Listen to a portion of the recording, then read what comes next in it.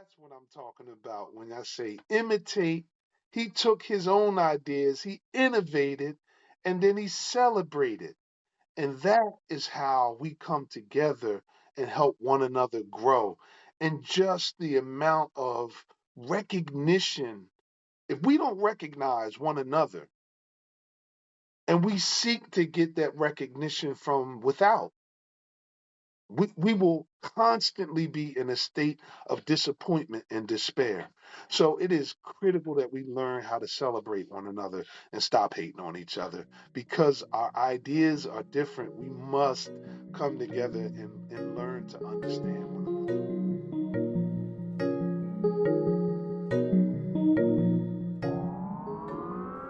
What's going on, everybody?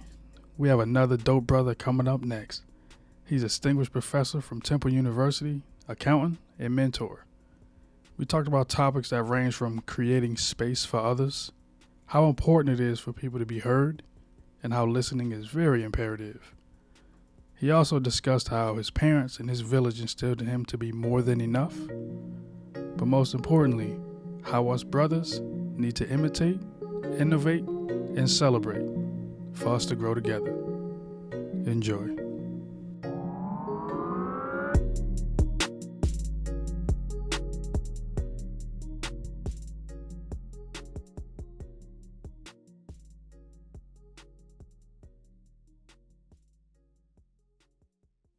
Welcome back, everybody. I'm glad that you all are back. I'm glad that we have someone new, a good brother, a dope brother that I'm very excited for you all to listen to. He's a distinguished professor, accountant, and also a mentor of mine, and also of some young brothers as well. Good brother, if you can introduce yourself, please do. Thank you very much, Octavius. My name is Wayne Can you hear me, good brother? Williams, and I am from Philadelphia. So I'm Philly born and bred and raised, and got my education in public school system of Philadelphia. And I went on and went to college, man, and really stayed focused in on completing my education. I think I was pretty much inspired by family to pursue my education, and then I translated that back Mm-hmm. into trying Yeah. to educate others. So I tried to use what I learned, and then take that and then translate it back into teaching others about the journey that I had, and the discovery that I had along the way about some unique knowledge that often people of that are black men, we don't necessarily always go down this pathway of looking at business, especially through the Yep. lens of accounting and finance. So it's kind of a journey. There are so many countless others who have gone down this path and are interested in it. But there are a number of hurdles that one will encounter. So for me, it's been a privilege to Yep. be able to kind of share that information back with others, and try to be a role model to inspire others to pursue that pathway as well.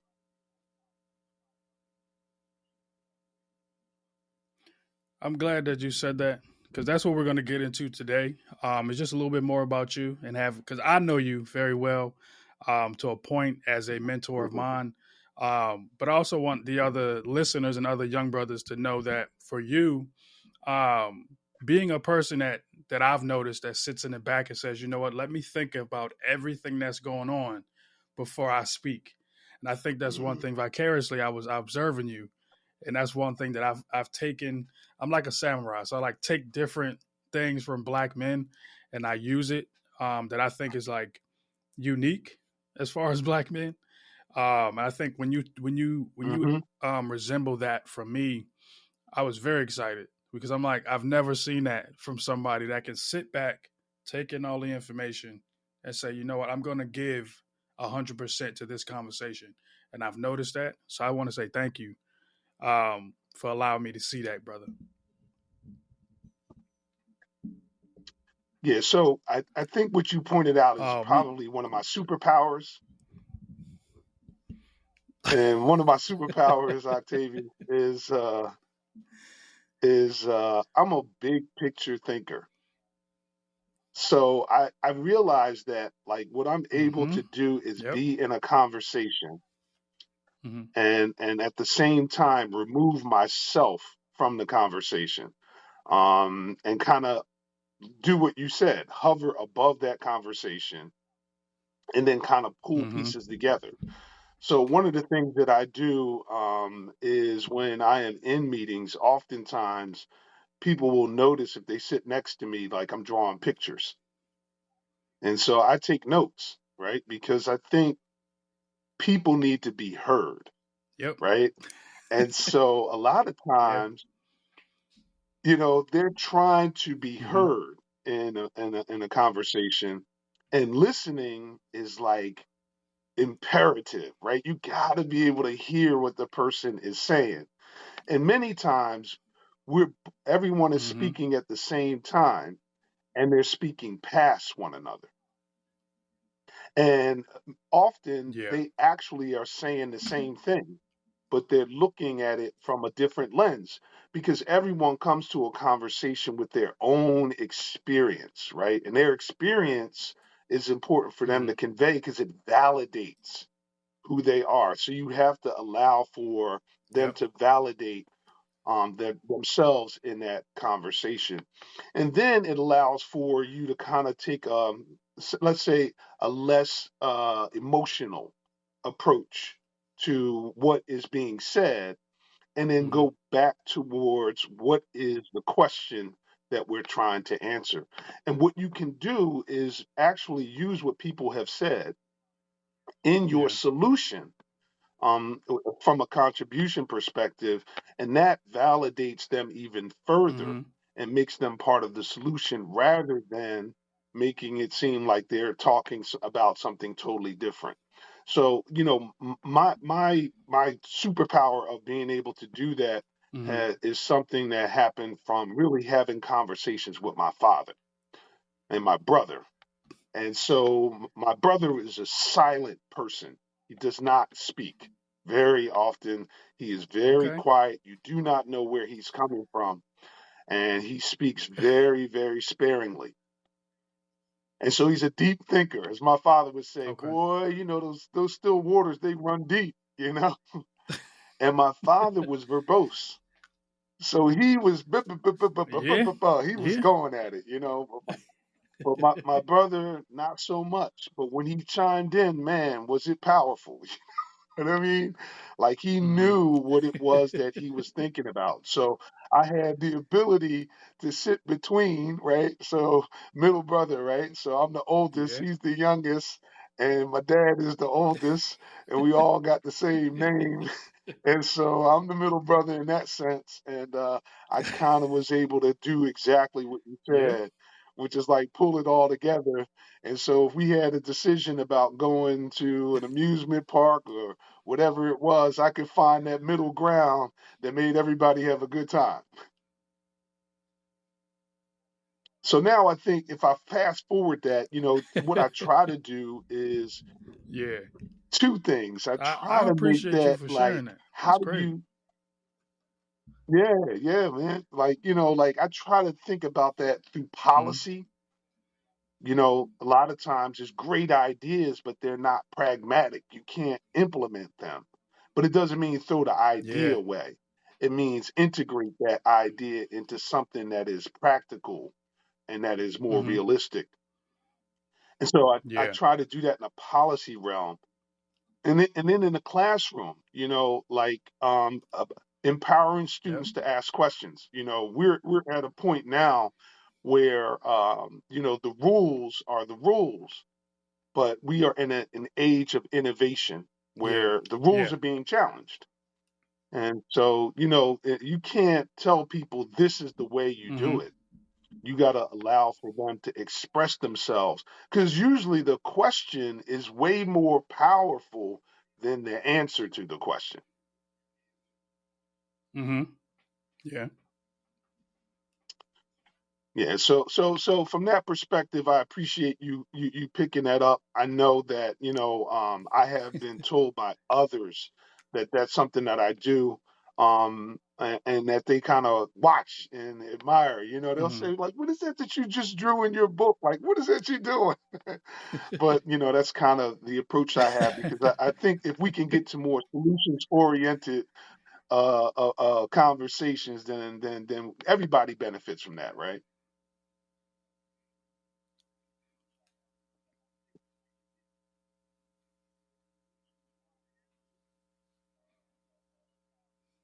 Yeah. Yeah. I I hear you, For brother. sure. I think I do want to ask you this question though. Um like I know I said I Yeah. observe you and I pay attention as a younger black man. Um and talking to hmm you all the time.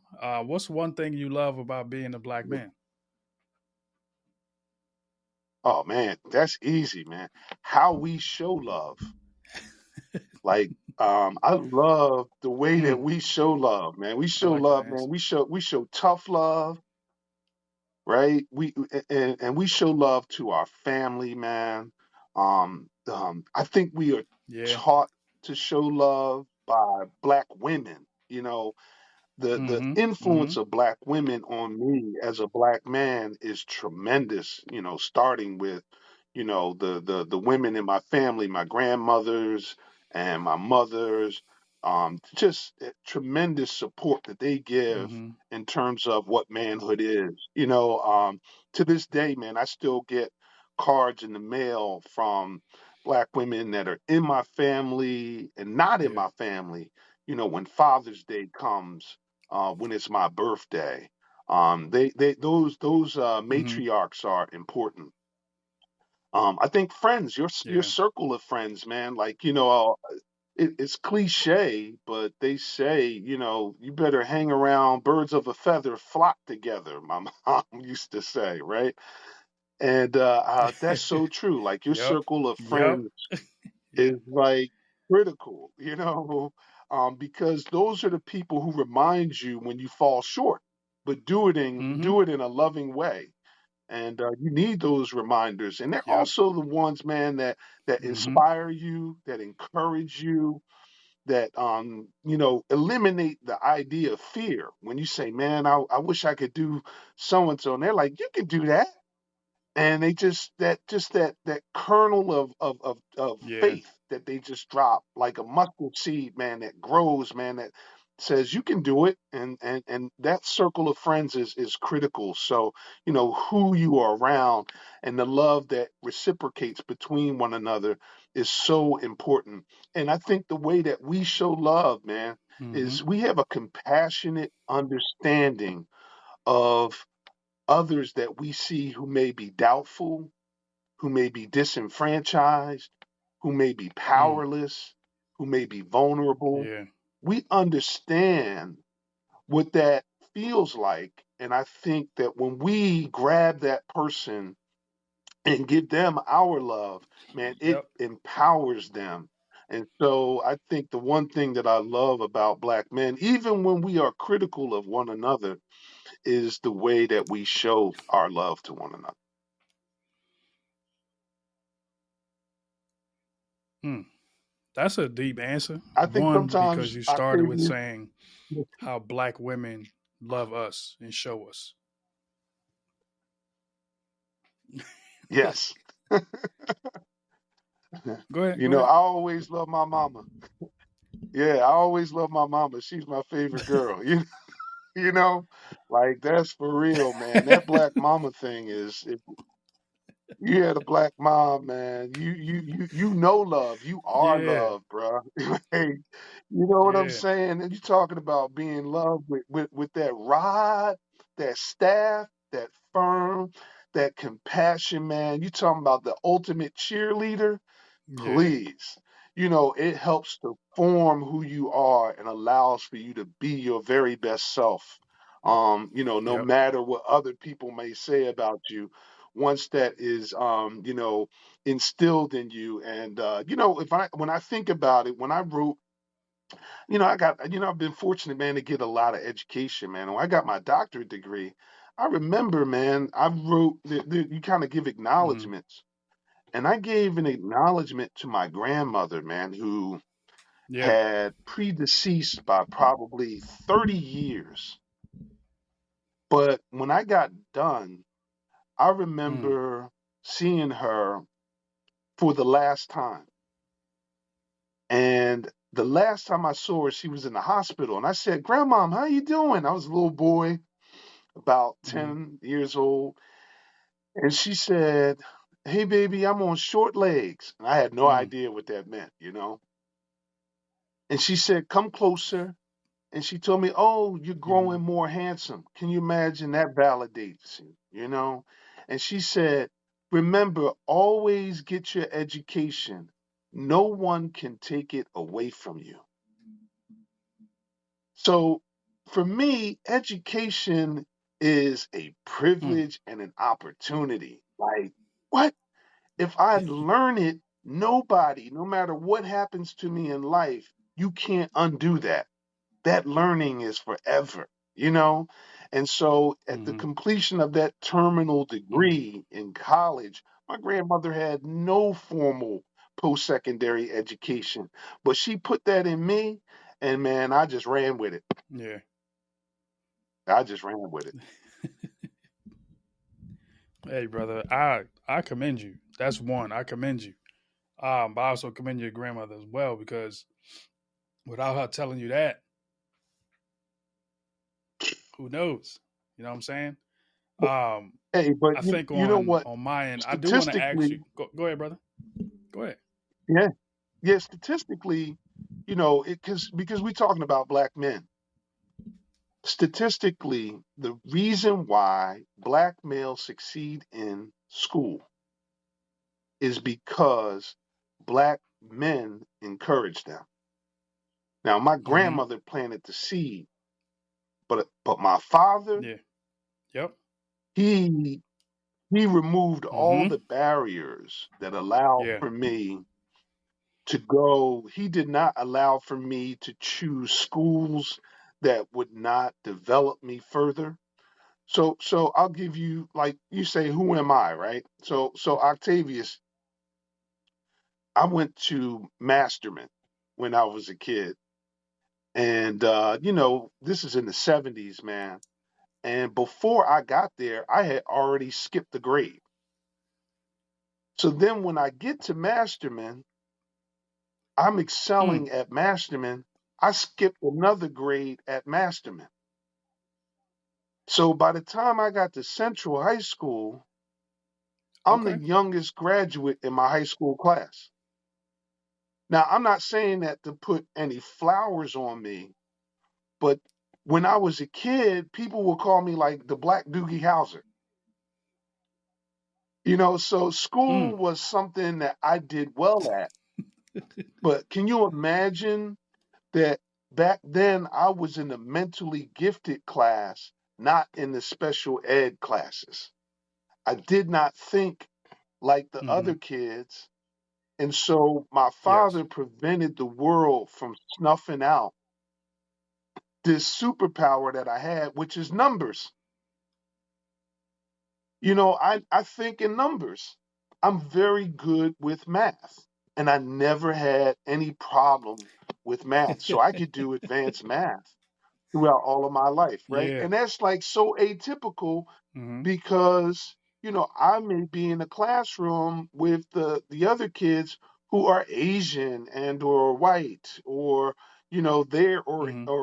they're supposed to be well do good in math, and here I am sitting there, and it's kind of like, yeah, I could do that too.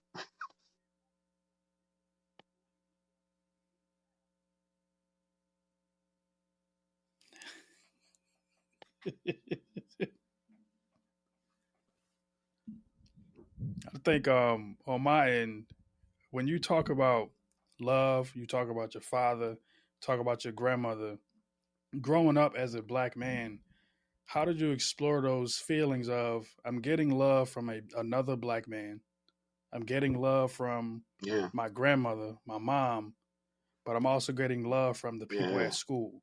I'm getting love from people that see yeah, me outside of school. Like, how did you explore those feelings of yeah. just receiving that love as a young black man? Yeah, I think for me,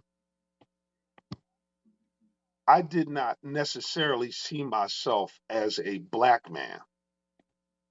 I saw myself as a human being. And as a child, man, I had no boundaries in terms of how I perceived myself. I just saw it as another child or an Mm-hmm. adult. And the rules were not race based. Race became a Mm-hmm. societal imposition, not something that I grew up and lived my life Mm. through that lens. I believe all children have the same imagination, and they don't imagine things in race. They imagine things in vivid color. And Yeah. that kaleidoscope of ideas, man, allow for them to be who they are. And we want to make sure that that is kept in place, man, so that they can contribute in a positive way, because each and every one of us are different. And so I Mm-hmm. think the answer to your question is, how was I able to do that from others, man? It was because the children that I was around, I remember in the fifth grade, I'm going back sometime, I learned how to print. People always say, "Did you go to Catholic school?" I learned how to print from the student that sat Mm. on the left of me. His name was Han Van Dang. So Han Van Dang had block letter printing, and I used to Mm. like do my printing like Han Van Dang. But on the right of me was Kevin Williams, and Kevin Williams had this beautiful script, and I would just look at his notes and like copy it and practice writing my name over and over. So I learned how to block print from an Asian man, young man, and script write from a young black gifted. And Kevin was super smart, man. So I was able to take that from those other students. And I remember there was a girl in my class who could speak so well, Mm-hmm. and she was the person who I would emulate. Like, wow, how's she able to articulate her thoughts like that? Like she sounded like a poem every time she spoke. And so, just as a child, just being able, again, that circle of influence to pull from that, like you said you did, like being able to just pull from Mm-hmm. others, right? And then emulate it Yeah. in your own way. That right there, I think, is what we're all trying to do, because we are unique, but we are not necessarily original. Mm-hmm. I hear you. I hear you. And I think you sitting in between two people that are different from you, that's how you learn. And I think that's one thing that I think that's also another superpower of yours as well, that you can see people that don't look like you and say, how can I bring the best Yep. out of them? And I think that's also what I've noticed about you is that you have two superpowers so far throughout this session that we have right now. You got two. And I think that's key for me to understand and see from you, um, is that you don't care what they look like, you don't care who they are. If we can get the work done, let's get it done. And I think that's what you did with math, writing, and also speaking. You said, I don't care what you look like. You have something that I don't have. Let me learn. Let me learn. Let me learn. It's good. 100%. It's good.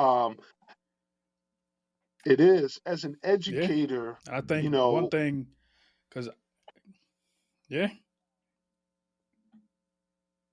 yeah, as an educator, I see students that are of every gender, race, and ethnicity, national origin, sexual orientation, and every Mm-hmm. one of them is a gem in my eyes. So, what Yeah. is interesting is to be a black male in the classroom, because often, especially within higher education, right? We always talk about black teachers, especially male teachers, in the K through 12 space, and we have a lot of brothers who have Mm-hmm. really pushed to increase the number of black teachers that are male, and that's very powerful. Mm-hmm. But Yeah. within higher education, it's even more scarce. So you Yeah. could have someone go to college and never have had a black male professor. So you've been to college. How many black male professors did you have throughout your college career? Yeah. Yep.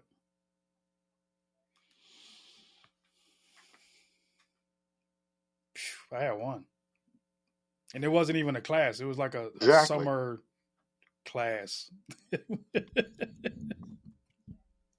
Yeah, you're right. Right. So it's That's a scary. unique opportunity. Right. It blows the Mm, stereotype, but it's also extremely challenging to be because you could easily be mm-hmm. misunderstood by so many. My early Mm-hmm. experiences were sometimes students were angry that I was the instructor Okay. Okay. because they would assume, right, that I wasn't going to be able to teach the material in a way, especially we're talking to business and finance, economics, accounting. Like, how would you know that? Because of the stereotype. Yeah. That is Mm-hmm. basically that we're not accomplished in those areas. So for me, it's just an opportunity again to disrupt and eradicate some of those stereotypes. Mm-hmm. Yeah. So I do now. I do want to lean into that a little bit, and ask you the question of Yeah. yes, I know right now you know how to disrupt. You know how to step into a space and say, "I am Wayne Williams. I'm also a black man." But who did you learn from as a black man? I know you talked about your dad. You talked about your brother. But what other black men did you learn from outside of your brother and your father on how to navigate this world and disrupt this world that we live in? Yeah, so I could start and say I would think of at the top of my list my uncle, who is not my blood uncle. My uncle is 93 years old, Okay. and I talk to him almost every day to this day. And he is a father outside of my father who really showed me how to live as a black man. Um, I still can go to Hmm. him for mentoring. You know, I am not. Um, when I Let me say this, I am passionate. So Yeah, one you of are. the challenges for black men is when you're passionate, it can easily be misconstrued as anger, right? And so, how do you Mm-hmm. Yep. That's true. share ideas that you are passionate about without coming across as angry? And my uncle helps me Mm-hmm. to be my authentic self and share my candor, which may not be what people want to hear, Yeah, but is exactly what I need to say. that's true. That is true. That is so true. And I thank you for adding that because that's the one piece that some black men, younger black men that I've spoken to are missing.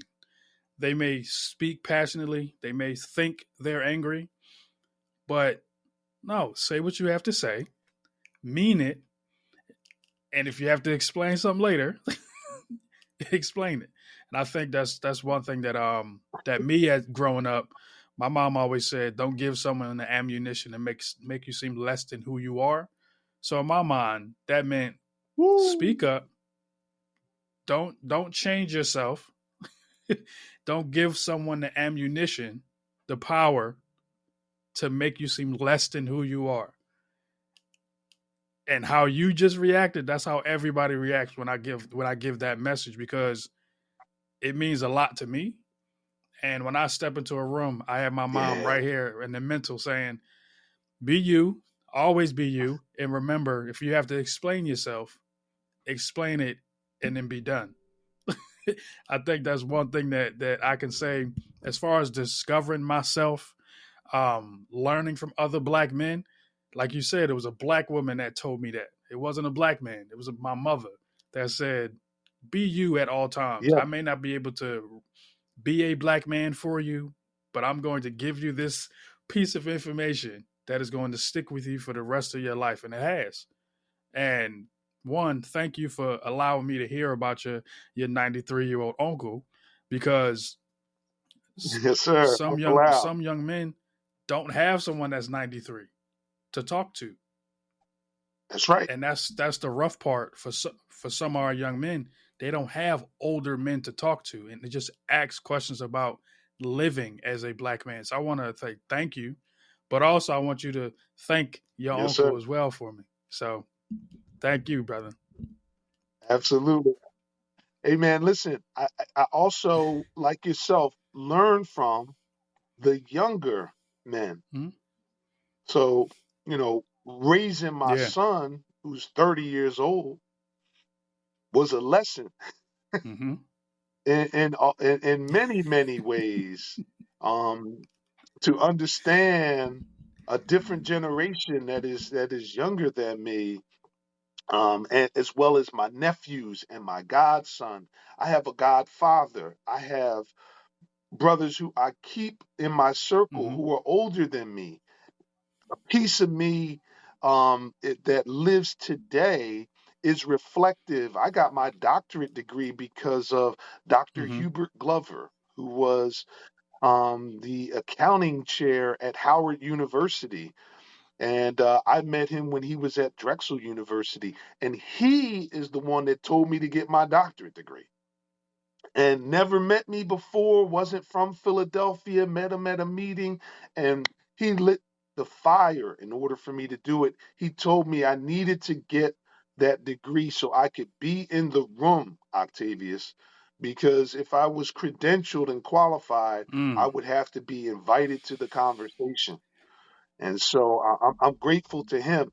I remember quite vividly, could see it while I heard you speaking about your mother, the day that you debuted your effort to share with the world at the Afro American Museum, and your mother was in the audience, and I met her that day.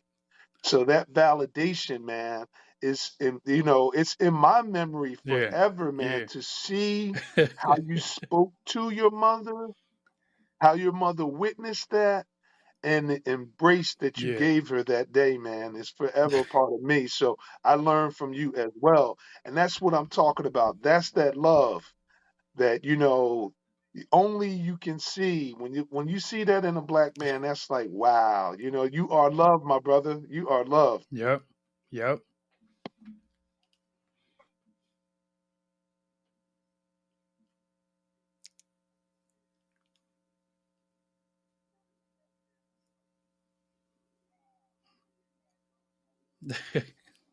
Thank you, brother. You got me over here about the crowd when you started talking about my mom, because that made me remember about that time as well. Because I dote on my mother, and I think you remembering that moment had me remember that moment, and it just got me welled up a little bit, choked up a little bit. But I think that's the part that some young men need to hear. They need to hear when black men get choked up and emotional, and hearing another black man say you are loved, not you are loved, but you are loved. I think that's different from Yeah. saying you are loved. Like, I see you, I love you, but you just exude it as well. And I think that's one thing that I want to say thank you for saying out loud, because I got emotional then too. Um, but even in this space of like understanding black men, understanding each other, there are like expectations and ways you handle yourself in certain situations. I think I do want to ask Yeah. you. It's like a two-part question though.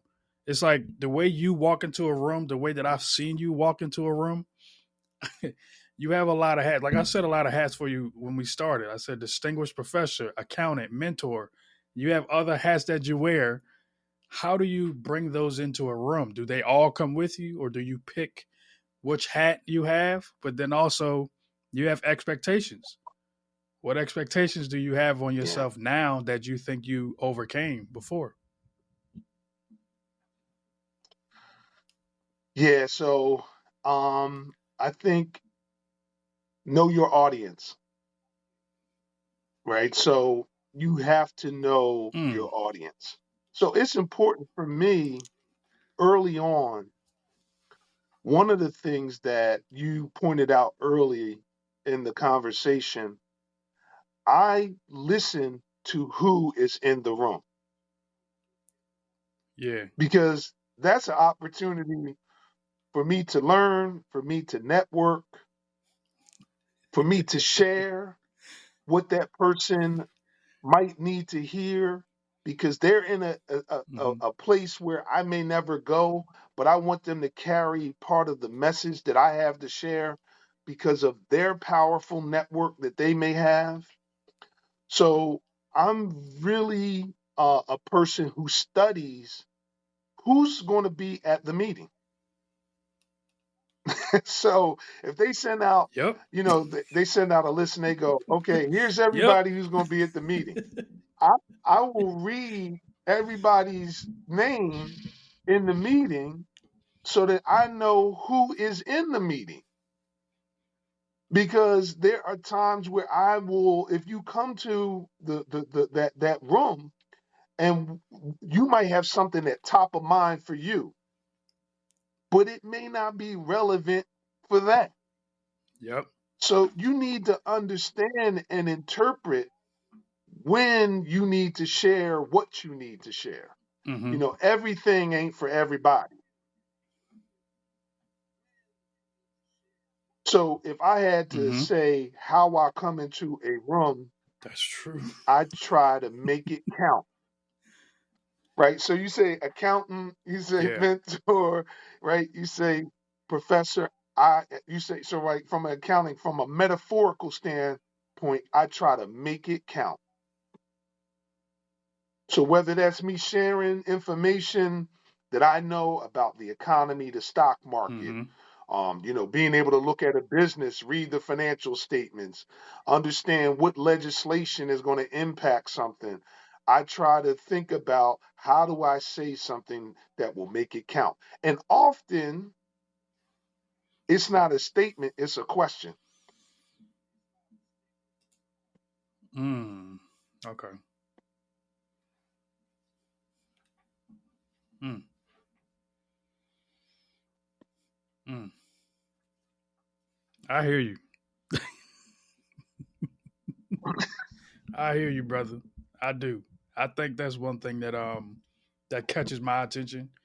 When you say let's make it count and how you ask questions. That's why I ask questions. That's why I ask questions all the time because I want to make sure that black men are in the forefront of our minds when we're thinking about anything. So let's say we're in a meeting and they forget to talk about black men. I'm the one that says, well, black men are still dying. Some black men cannot read on their grade level, some boys. Some can't do math. Yep, And then some nope, don't have homes to live in. So how are we going to yep, provide resources, connect bridges, connect people to get things done? And I think when you said make it count, I think on my end, let's say let's not forget and let's make an impact. I think that's where I'm at on my end. And I think for you, I think I can get to that space of let's make it count when we're done with everything in this process to say, okay, now we're all accountable to make this count. how are we going to push this forward and move forward at the same time? So thank you. That's three Great superpowers question. you done said Yes, on sir. here. Three superpowers you done said on this podcast already. Beautiful. That's why we here. I think I, That's why we I here. think I do want to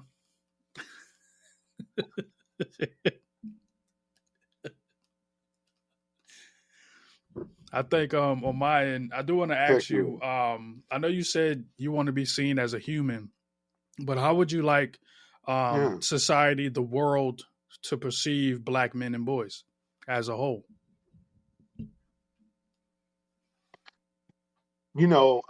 For me, it's all about excellence. And so that means curiosity, Mm. right? Yeah, I'm Like glad black you on men here. are curious, right? Like we want to know stuff, right? So Mm-hmm. we're curious Mm-hmm. about things. We may not have the Yeah. information, so leading by question is an important trait that you've developed. You need to ask the question, what about, right? Because sometimes it has been taken into consideration, often it has not been. So Mm-hmm. curiosity is an important attribute. Like, do we ask questions? Style. Black men have style, man. You can't be from Philly and not have style. So often, because we have style and swagger, people don't even hear what you're saying because they're too busy looking at how many different styles we have. And so we represent, they're trying to kind of superimpose an identity based off of what you're wearing or how you wear your hair, right? So our style and our approach are often Mm-hmm. because if you've been exposed to the church or if you haven't and you've been to the barber shop, the way that you speak, the cadence that you use is all reflective of the community that you represent. Yeah. So, how do I Mm-hmm. expect for, right? I represent a certain style of being, right? Um, Mm-hmm. I think preparation, coming like I told you before, I try to be prepared. And I try to tell young men 50% of your success is being where you're supposed to be when you're supposed to be there. If you do that, you don't even have to be that good. You just are where you said you was going to be. Mm. And so preparation, right? Being ready, it's no Yeah. different than when you see us play sports and you see an athlete who is prepared for that game. Everybody takes notice. The greatest athletes are the ones that had work ethic that outpaced everybody else. So I think, doing that and Mm-hmm. coming to any space prepared is important. It seems like I'm just saying these things, but I have notes that are in front of me. So I know kind of some of the questions you're going to ask, I'm prepared for it. And then I think the Mm-hmm. last thing in terms of Yeah. representation is the ability for us to rediscover who we are. Mm-hmm. And I think of W.E.B. Du Bois and, the Mm. biography in Four Voices. I seen like with my uncle, how do you rediscover who you Yep. are? So who I am is not what I do. My Mm. occupation is not really who I am, right? So I'm a human being, right? And that's different than, my occupation. So I think being able to rediscover how do I become the next part of who I'm supposed to be? Right now, I always thought of myself as a businessman. And then when I went into academia, I Mm-hmm. became an educator about business. And so I'm rediscovering, and I'm still rediscovering who I Mm, am as a mm, man. So that rediscovery is also who I want people to see. I can become something else in the way that I am each and every day. mm, mm. I'm so glad you on here. I'm so glad you came on Yep. because that rediscovery part as a black man, and then also you saying who I am is not what I do. I think that's key for us black men is rediscovery because we don't have to be the same Yeah. all the time. Like I thought I was going to be a basketball coach. I mean, I could still be a basketball coach, but there's so many things when I was younger that I thought I was going to be doing. I didn't expect to be working where I'm working at, but it was always wrapped around black men and boys some way, how, shape, or form. The man upstairs, God was like, "Yeah, I got a job for you. Go over here." And you saying rediscovery, there's been a space that I've seen black men in when they start to discover exactly who they are and they become the black man that they always wanted to be. And I think that's like going Yes. into the phone booth like Superman and coming out saying, "This is who I am." And, that's why I'm just excited because you're saying things that I want young black men to hear. Like, I just want them to hear you're Superman, you're powerful. Go in there and change into your uniform or your costume and become who you want to become. Like the society shouldn't label you or say anything bad about you because you want to be Black Panther or Superman. So go ahead, Right. brother. I don't know if you wanted to say something or add to that space. No, I think you summed it up in terms of what young people need to hear. Um, they need to know that you are not just what you, because what you are doing is going to change, but who you are becoming, like Michelle Obama, right? Becoming. Like, so what Yeah. happens to Barack Obama after you are the president of the United States? Who do you become then? Mm-hmm. So there is there is Right. it's a never ending cycle of Ooh. rediscovery, right? You have to embrace it because you're Yeah. growing. You are constantly growing, or you're not, and the risk is that you are not growing.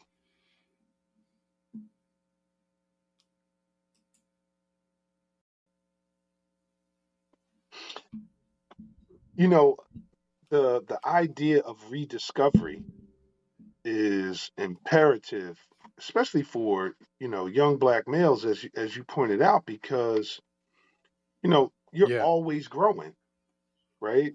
And so as you're always growing, what you're doing is not as important to who you are becoming.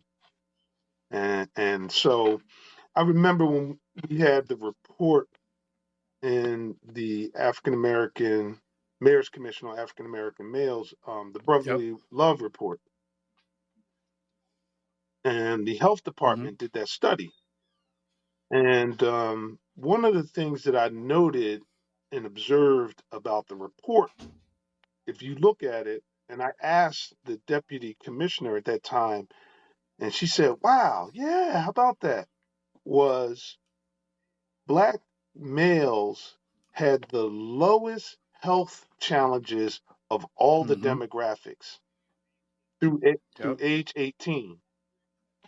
And then as adults, Yep. it flips, and we got the worst health outcomes.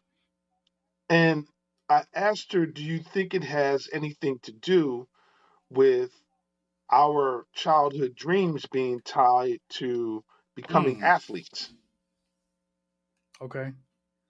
And when we don't become that, then we're no longer. So, in other words, we're the most athletic, the most ones running outside. Stop running. Stop jumping off of that thing, right? And then so then we start we become black men, our identity gets imposed upon us, and now we know that all that stop running, stop jumping, there's no Yeah. value in that, but that's naturally Yeah. who we are. And so now that it is not valued in society, we got to try to figure out how to take, this talent Mm-hmm. and bury it and develop some other Yeah. talent, right? And so it's important, right, that we be introduced to art early on, that we be introduced to music early on, that we be introduced to the importance of reading early on. If you can't read, you can't do Mm. math. They're Mm-hmm. correlated. There's not like the math outcomes are reading outcomes. When I tutor young people in math, which I have done countless times, often I let them know like it's Yeah. inherent in you for your ability to count. You got 10 fingers, and math Yep. is base Yep. 10. So it's natural, but no one has given them a good math experience. So if they wed themselves to ideas like I'm not good at, and no one is allowed to Mm-hmm. say that to me. I'm not good at math. Mm-hmm. Never say it again because you are validating that, right? So this kind of approach allows for you to say, you know what? I didn't Yeah. understand it before, but now I can become a genius at it because I never tried it. I never really Yeah. tried to do it, right? And so that idea of rediscovery says that now you, as a father, Octavius, may be confronted with becoming a basketball coach like Leon Dion. And so, yeah, you ain't doing it, but you Yeah. might have to do it when you go to that game and be like, you know what? I'm jumping in. And so now I'm gonna make sure that they get what I Yeah. want them to know. And so you become a coach, right? That Yeah. circle of life. So you have to allow yourself to grow, the opportunity to grow, and who you are. Your being is way, way more Mm. important than your doing. Your being is way more important than your doing. Those that listen, I Yep. hope You are y'all not. heard that because that's key in rediscovery, and then also for black men, like you said, we I've done it. I've stopped going to taekwondo, basketball, this, and that. But I'm coaching or I'm mentoring. Or I'm doing things that I'm in the space still. So I want to thank you for that. I do want to let you know that for this podcast, I know I explained it earlier, but with this podcast, there I realized that there was like tension between black men, older and younger, Yeah. and me being in the middle, I can translate, adapt, and be a chameleon in that space and support both sides. But me noticing and observing of a lack of trust, a lack of love, a lack of understanding, and a lack of support. Um, I've noticed some things, but I do want to ask you, based on your experiences and what you've seen with black men, or just in your engagement, Yeah. what's one thing black males can do to grow together? So, yeah, Mm-hmm. that happens. I think we are in a time where intergenerational conflict is greater than any other source of conflict. So at the same time, I've never seen anyone successful, right, who didn't imitate somebody else, Mm-hmm. right? So imitate is number one, right? Like if you're young, you gotta understand your history, right? So the absence of the history of what it is that you're doing makes the younger person believe that they're the first one Mm-hmm. to ever try it, right? So I can't emphasize enough how many times I will share some knowledge, especially within the realm of like what I do as educator is business. Like somebody, do you know the story of that? Like right? Somebody tried that before, right? And so it doesn't mean you can't do it, right?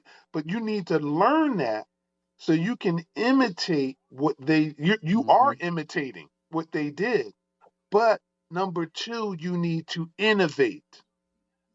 So yes, embrace the fact that you are in a different paradigm.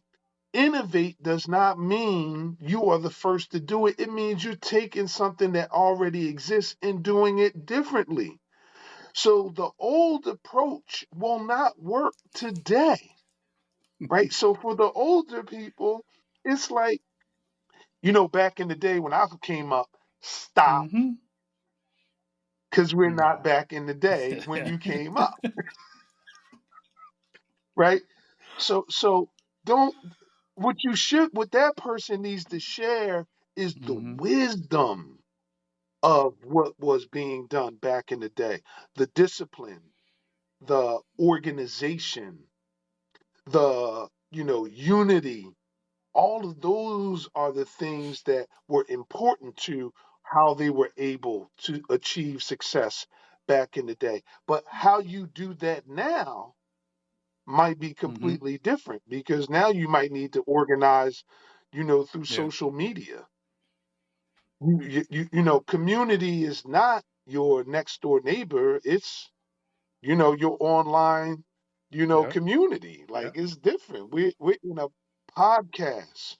Young people often on college campuses have, their earbuds in because they are listening to ideas even as they're walking down the Yep. street. And so, before we used our imagination, they are using technology in the same way, but it's an innovation. So young people need to imitate, they need to innovate. And then thirdly, they need to, and this is both the older and the younger, I believe, Mm. celebrate. Right. So we get into the hating on each other kind of thing. I think you talked Mhm. about the tension. Celebration, right? So young people need to attend things where the elders get their flowers, and the elders need to attend things where the young people are the Mhm. performers.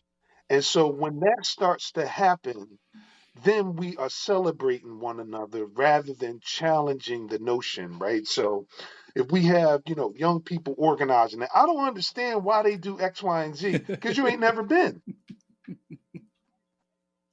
Like go show up, let them be in charge, as a seasoned member of the community. I'm Yeah. somewhere, like you said, in the middle of this Mhm. whole thing, right? What I know is that sometimes it's better for me, as you pointed out from the very beginning, to take my space and add my point of view later in the conversation, Mhm. not at the beginning, right? And so that is important because that person has an expression and I need to hear it. And so young people express things differently, but it's not less than, it's different. So those differences need to be understood. So how can we grow together? I think the greatest laboratory of ideas for black males unfortunately happens to be, or maybe fortunately, happens to Yep. be in the barbershop, right? Like there's nothing better than having a black woman in the barbershop and she's listening to the conversation about with black men. I've heard them say out loud, like, I love coming to the barbershop because that is where the intergenerational dialogue Yep. takes place in a way with passion, with Mhm. humor, with, that tension, and with love. At the end of the day, it is an embrace of that whole community. It's where we get to explore it, and it's a unique process. And I don't know if it's because everyone who is in that barbershop, my father Mm. was a barber, so I didn't get my hair cut outside of the house, man, until I was an adult. Yeah. So the barber is a psychiatrist, man, and the barber shop is a community. And so, for us, I think, those wise sayings that you hear in the barbershop, young people, imitating what you see, taking the best of what you hear from others, that counts for the older Mm-hmm. generation too. So it's nothing for me to be able to take away something from young people. I just got to Yeah. ask what it is. I didn't know what drip was. I said drip. We mean drip, like something on my shirt, but drip, okay, all right. So Yeah. swagger is dead, drip is the thing. All right, so cool. I need to be able to say that, right? So that idea of imitating one another is Mm-hmm. so important, Um, innovation, right? Like you look at there was Michael Jordan going to the hoop, there's Steph Curry Yeah. shooting from the three. Woo! That was basketball was a big man's game Mm-hmm. until it wasn't. That innovation, right? Celebration. Man, when you see I happened to watch the Tyler Mm-hmm. Perry story that was released I think recently this weekend maybe. And he dedicated one of the studios to all of these giants throughout history. That's what I'm talking about when I say imitate.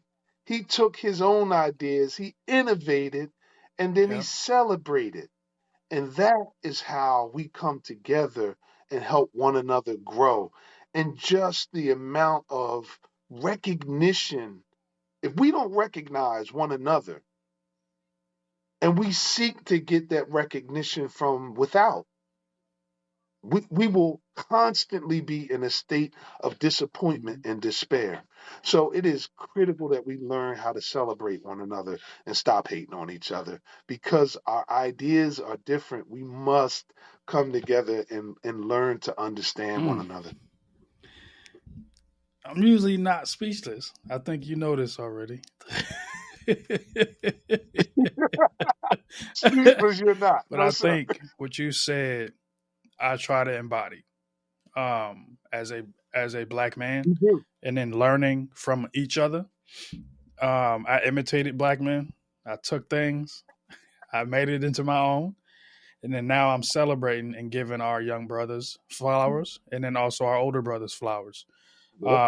So one, I do want to say thank you for just taking us on a journey throughout this whole time right now. I was quiet because when I asked that question, I want people to actually listen, understand, and hear what you're saying. Because what you said is key for us to grow together. Yes, I've had other brothers on as guests, but I think Yes. yours is like you just laid it out. You literally laid out the blueprint of what other brothers said. They may have said one thing, but you said, you know what? I've heard other ones, but this is how I'm laying it out so young brothers and older brothers can hear what I'm saying and understand it. So I want to say thank you.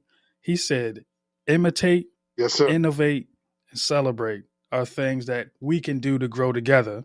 And I also want to add that he also said that if you want to join into a space, wise brothers, not old brothers, but wise brothers, make sure you go Yes, sir. somewhere where young people are performing. He also said for young people, go Mm. somewhere where wise brothers are getting their flowers. And I think that's just critical for us. And I want to say thank you. I do before we end, I do want to elevate you at this moment in time because you have things you're doing things that people don't see.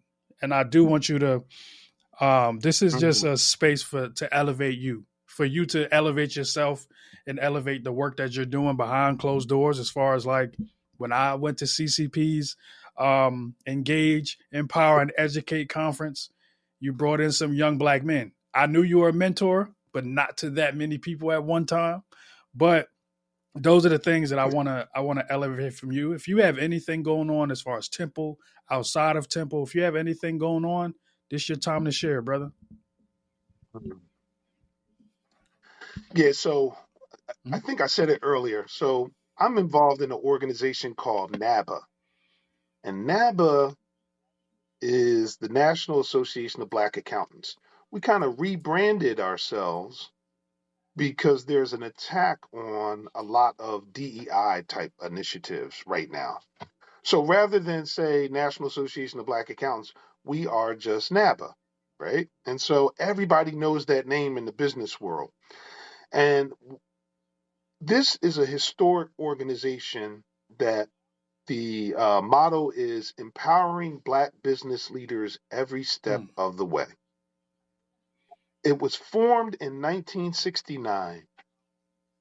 Now, in 1969, there were 136 Black CPAs Mm. in the United States Mm-hmm. total. Now we have about Okay. 5,000. We have never had more than 1% of maybe 2% close to it that are Black accountants. So the reason that that number is really important is because you have doctors are a higher percentage, African American doctors, lawyers, higher percentage of lawyers. But when you look at folks that are going into finance, that are going into risk management, that are going into the accounting profession, importantly, the number of Black male and female accountants and financial analysts and wealth managers and Mm-hmm. stock traders is very, very small. And it used to be when you grow up, what do you want to be? A doctor, a lawyer, or an accountant, right? Like we Yeah. dropped that one out, right?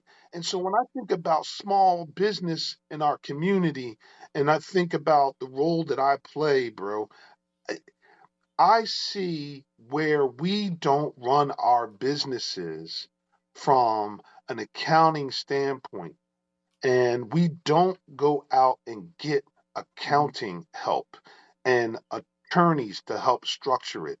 We might listen to things on YouTube, but it is work Yeah. that needs to be done. And so these things are critical for us to be able to have access to capital to grow our businesses. So I have been involved in NABA since I was in undergrad. And it is a chance for us to kind of celebrate the accomplishments of folks who Mm-hmm. study business. So it's a national organization. And at Temple University, they have a chapter. I did it. I was involved in it when I was at Community College in Philadelphia. And when I was asked to speak at Community College of Philadelphia, because you know how I am, I said, I don't want to speak. Don't talk to me. Let me let you talk Mm-hmm. to them. And so give them, the young people, the platform and allow for them to introduce their story rather than me be the storyteller for them Yeah. because they're here, right? And you get to see them. And so imagine, being able to be empowered where you are encouraging them. That means that, their parents came and saw them, just because they never was given the Yeah. opportunity to speak, never gave the platform.